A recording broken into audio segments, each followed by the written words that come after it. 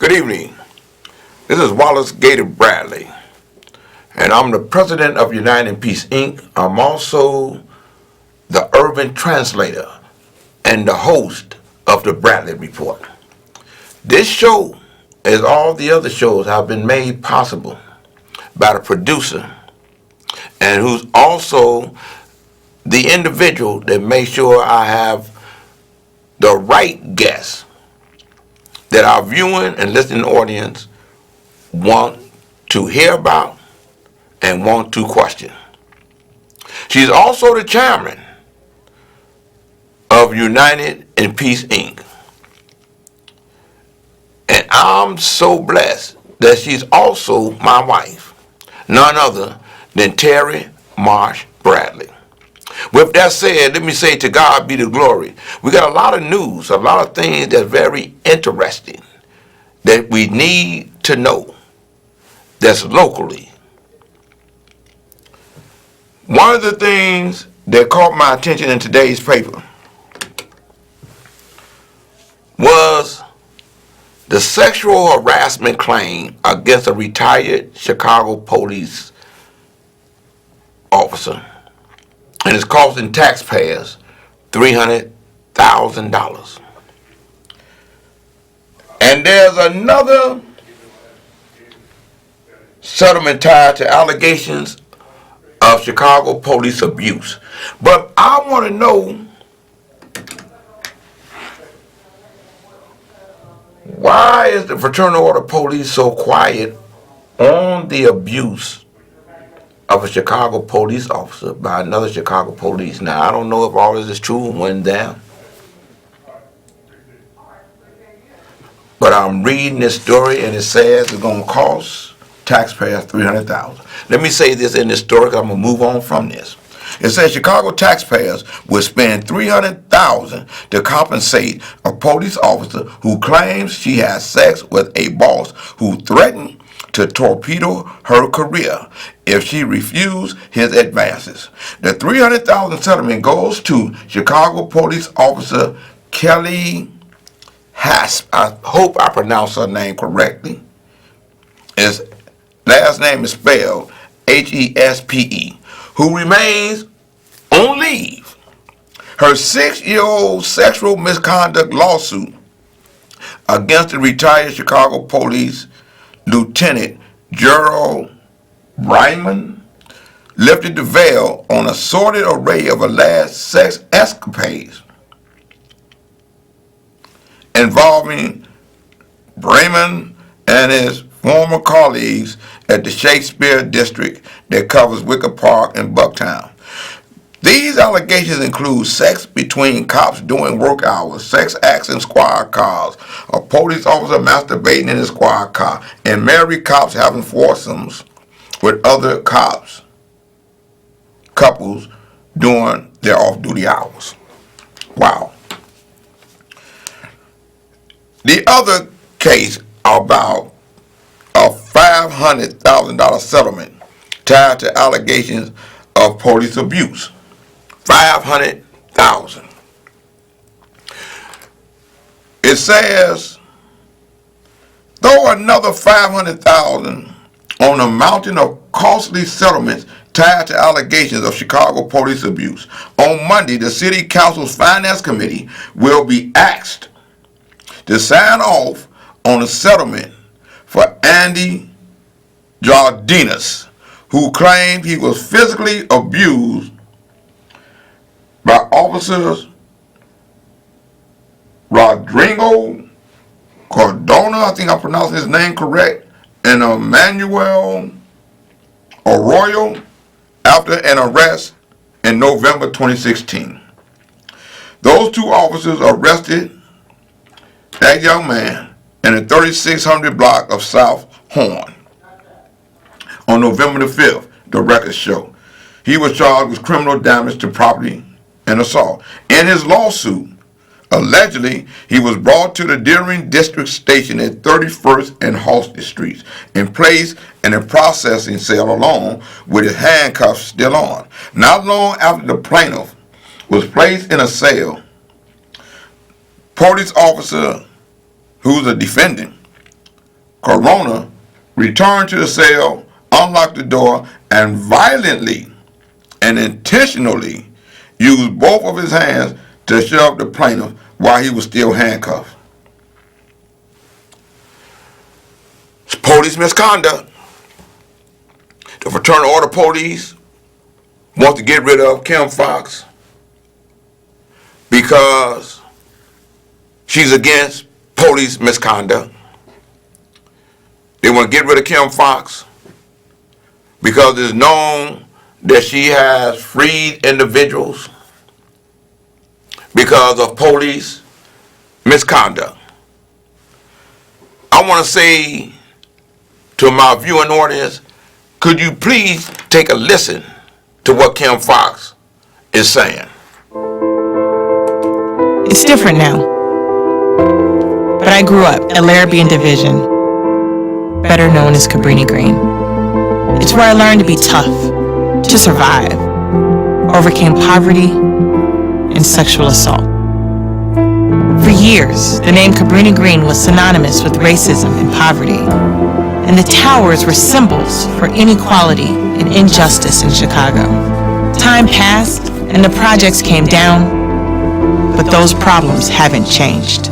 Now new names symbolize injustice. Names like John Burge and Laquan McDonald. 4 years ago, I ran for state's attorney to change criminal justice in Cook County. I'm running again because we're only getting started. State's attorney is a tough job. Every day my office is under attack. From a president who uses our city as a punching bag, the NRA hell-bent on letting guns flood our streets, and the FOP clinging to the old ways. They'll do anything to undercut progress, including attacking me personally over the Jussie Smollett case. Truth is, I didn't handle it well. I own that. I'm making changes in my office to make sure we do better. That's what reform is about. But we all know, those attacks aren't just about one case. They're about stopping progress in Cook County. And those voices won't tell you that on my watch, we're prosecuting more violent crimes, not just low-level offenses. The gun prosecutions are up, that we're a national model for reform, and that while they focus on headlines, we put the killers of Hadia Pendleton and Tyshawn Lee behind bars. So hear it from me, a girl from Cabrini, and a woman standing up to that old boys club. We're on the right path to reforming criminal justice in Cook County and making the system work for everyone.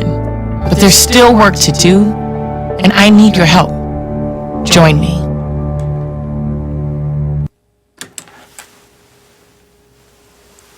Information is key.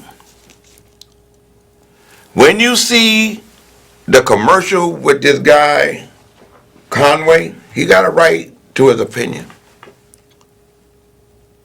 But with him trying to tie Kim Foxx into Burke, like they is an evil cabal with his commercial. The fact of the matter is this: those individuals that's against Kim Foxx, Fraternal Order Police, the white nationalists, okay, the other candidates that run against Kim Foxx because she's against police misconduct. And you have this privileged guy. He's privileged. He's a 1%er. I don't know that many people in Cook County whose parents can just give him millions of dollars to do what he will. You don't want that individual to be over the state's attorney's office because he's privileged. We have privilege with Daley, with Divine, with Anita Alvarez, and we saw what came out of that privilege. Police torture,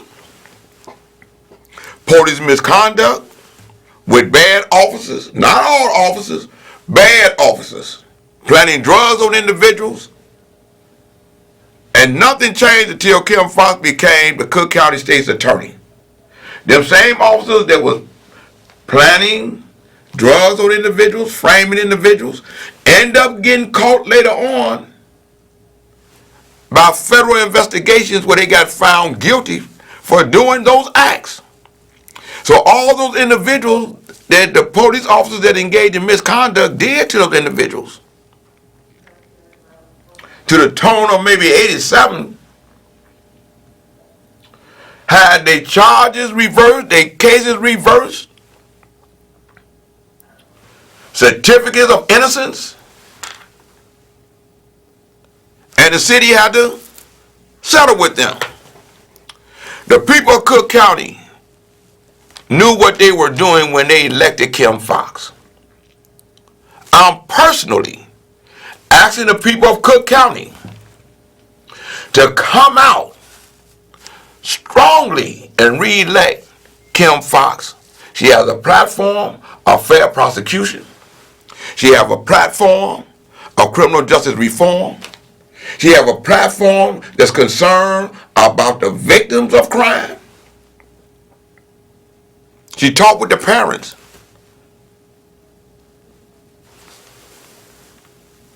Of crime victims.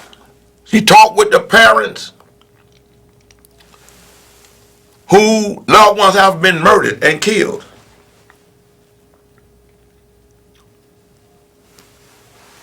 Cook County, we the people, elected Kim Foxx and her criminal justice reform. And let me say this so I can move on. Now that the cannabis thing is law, the input that Kim Foxx had in it was bringing some parity to those that were charged or found guilty for a marijuana case in the past that was destroying their life. Caller, I see you. Could you please state your name? Yeah, James. Hey, James, okay. how you doing? Okay. Happy New Year's, man. Yeah. Happy New Year's to you.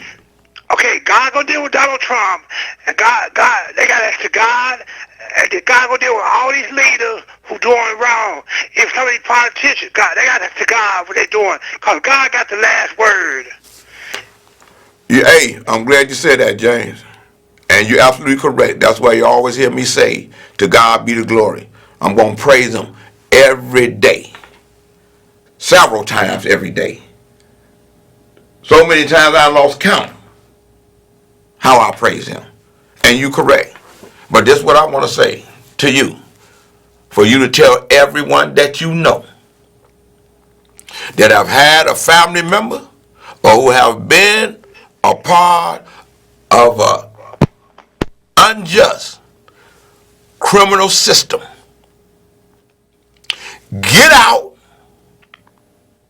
and vote for Kim Foxx for fairness in this system, or you're going to end up with a corrupt system. And I want to say this. If Kim was doing so much wrong, why is it only white people that's running against her? I haven't heard Donald Moore. I haven't heard this guy, Connie, whatever his name is. I haven't heard the Republican guy stand up and say the fraternal order police was wrong to be with the white nationalists as they came and stormed her office on April 1st, 2019. So if they ain't speaking about it and speaking against it, they support that type of attitude. They are in league together to go at this woman because she's African American and she's doing the right thing. And don't get mad, I can say that. Because during the primary when it was running, I was working in Donald Moore's campaign then. Because the platform was to create a criminal justice reform platform. I was the one that made Donald Moore push for a criminal justice platform. A friend of mine that he's no longer here, is with Kim Foxx, made Kim Foxx have a criminal justice reform platform, and Anita Alvarez ended up with a criminal justice reform platform. Because the agenda was a criminal justice reform platform. Kim Foxx is standing on her promise to be about criminal justice reform. It's up to us. So I'm saying, don't choke, go vote. March 17th, 2020. They say hindsight is 2020, and I agree. But we can't afford not to vote in this election. That's why I picked 3 judicial candidates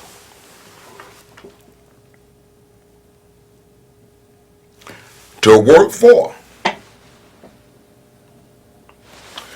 That is for the circuit court judge, Deidre Bowman, for the appellate court judge, Michael B. Hyman, for Illinois Supreme Court Justice, Nate Daniel Roosevelt House. Because I'm still pushing a criminal justice reform platform. I know what it means. I once was on the other side. And you got to know these judges. Everybody say this guy Neville talking about, he's the one, he's the interim, he's ought to be the elected to the Supreme Court, but he walks around like he was already selected. No, elected to the Supreme Court. He was appointed. But you can't have no judge that has an unethical cloud and his integrity is being questioned sitting on that bench. This ain't just what Gator said. All the other judges, from what I'm hearing in the street, from their camps, in that Supreme Court race, are saying the same thing I'm saying because it's news. They brought it up during the slating. People can't even understand why they slated this guy. I was in court today with Gerald Reed's case, and you got a judge in his courtroom adjudicating his case. Man was locked up for 29 years for a double murder. He was a tortured victim of John Burge. The Illinois Torture Commission verified that. The judge vacated his conviction.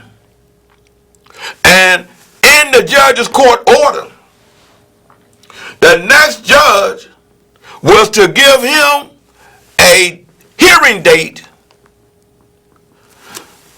So if the state attorney will come up with a new trial, let's start that date, let this man be free. So he's sitting in the county jail in limbo. He's free.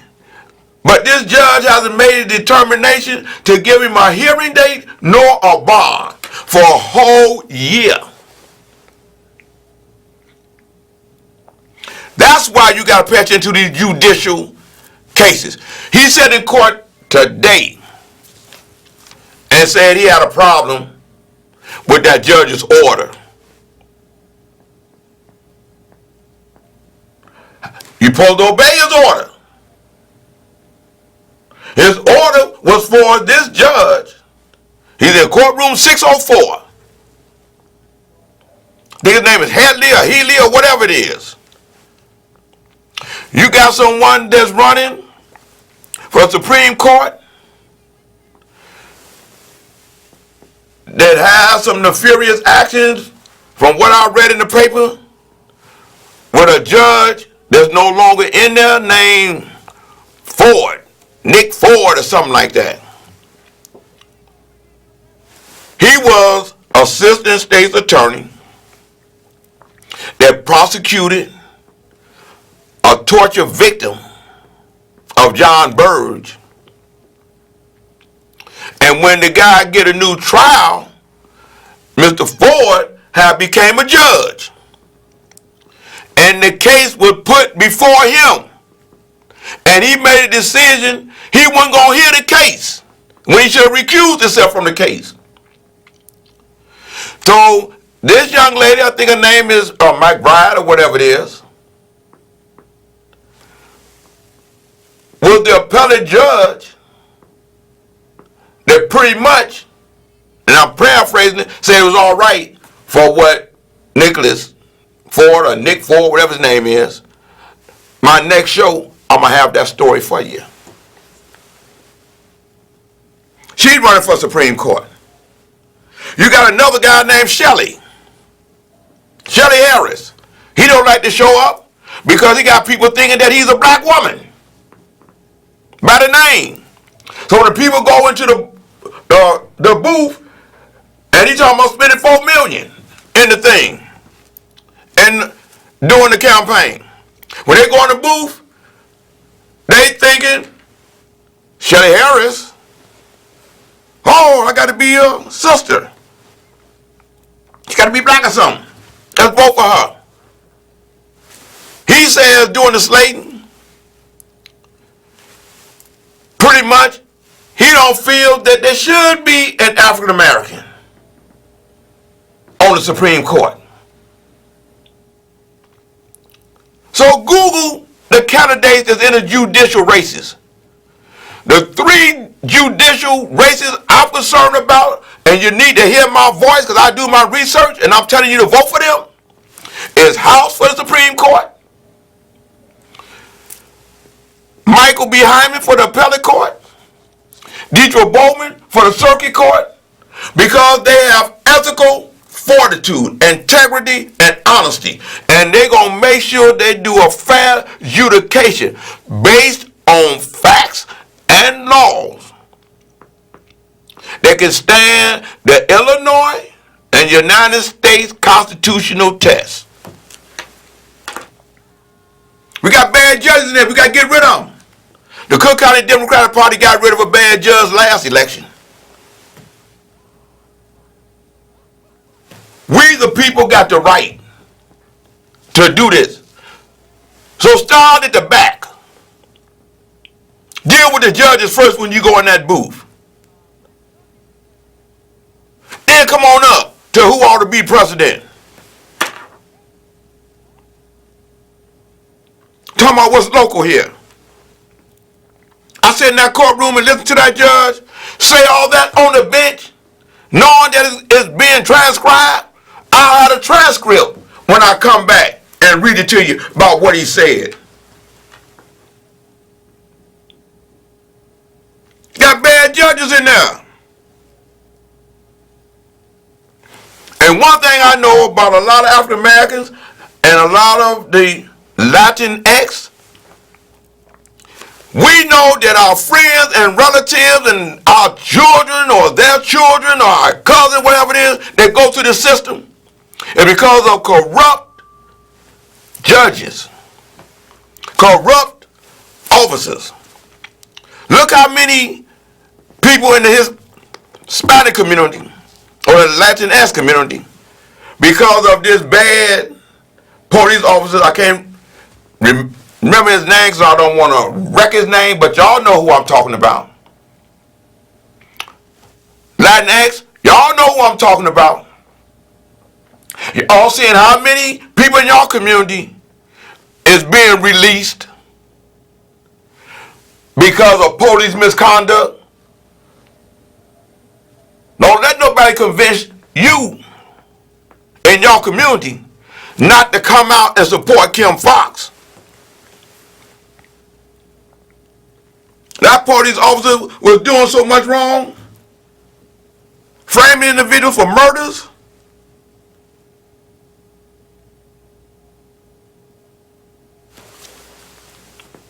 But you don't have a chance to get it right until Kim Foxx became state's attorney. I'm in the court, being in Twin Cities, California. I'm seeing a lot of my Hispanic brothers and their parents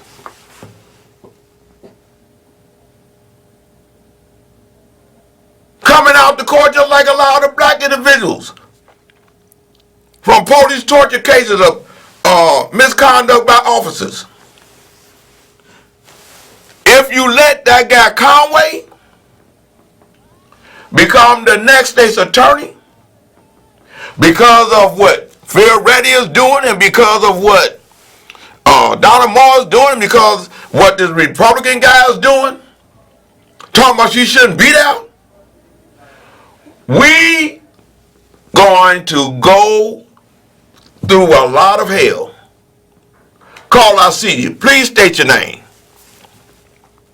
Caller? Hey, hon. Yes, what's your This name? is Pat. Hey, Pat, how you feeling? I'm good. I'm good. Hey, Happy New Year, my big Patty brother. laddie. Happy New Year's to you. Come on, talk to New me. Year to you, honey. First of all, I've been meaning to reach out to you to get your take on the judges that are running. Okay. So thank you for this show right here. Because I have learned that I have to start, and we have to learn that we have to start paying attention to who's on the bench. You got it right. You're right. We have so many family members that have been incarcerated and that have been treated unjustly. I've got a family member in there, and you know this because we talked about it. Yes. So I've decided, and we as black people need to stop. We need to start paying attention, and we need to realize that those judges, we have to start paying attention to who we vote for and just don't randomly vote for somebody because they're black. Right. We Right. have to do our research. Well, I'm going to help our people. Gator going to do his. Our research. So I definitely was going to reach out to you, and I still am, because Okay. I need to ask you some questions about some judges. And then as far as Kim Fox is concerned, I have the utmost respect for her. Okay.